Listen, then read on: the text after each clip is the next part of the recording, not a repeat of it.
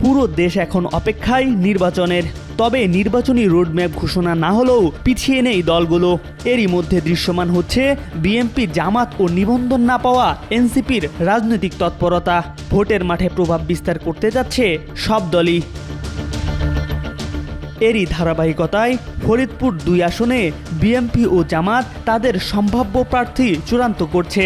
নগরকান্দা ও সালথা উপজেলা নিয়ে গঠিত এই আসনে প্রচার প্রচারণা চালাচ্ছেন বিএনপির সাংগঠনিক সম্পাদক শামা ওবায়দ ইসলাম রিংকু।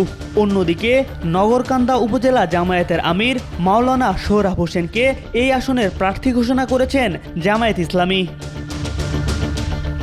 আসন্ন নির্বাচনকে কেন্দ্র করে তারা গণসংযোগ শুরু করেছেন। যোগ দিচ্ছেন বিভিন্ন সামাজিক অনুষ্ঠান সহ রাজনৈতিক সভা সমাবেশ ও সেমিনারগুলোতে।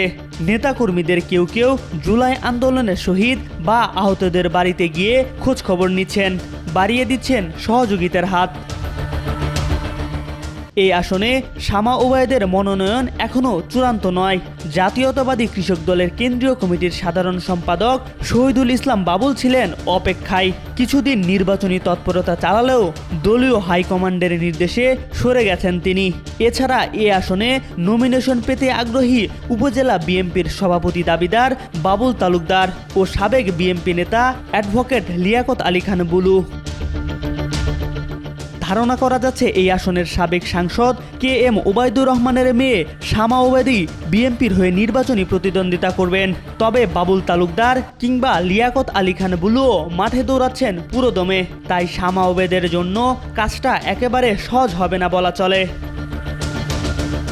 তবে নগরকান্দা উপজেলা জামায়াতের আমির মাওলানা সোহরাব হোসেন চূড়ান্ত প্রার্থী হিসেবে জোরে সোরে এগোচ্ছেন। দলীয় সিদ্ধান্তের পর তিনি মাঠ গোছাচ্ছেন। জামায়াত একটি সুশৃঙ্খল রাজনৈতিক সংগঠন উল্লেখ করে জামায়াতের প্রার্থী মাওলানা সোহরাব হোসেন বলেন, দলীয় হাইকমান্ডের সিদ্ধান্তের পর চালিয়ে যাচ্ছি গণসংযোগ। এম আর আকাশ, আজকাল।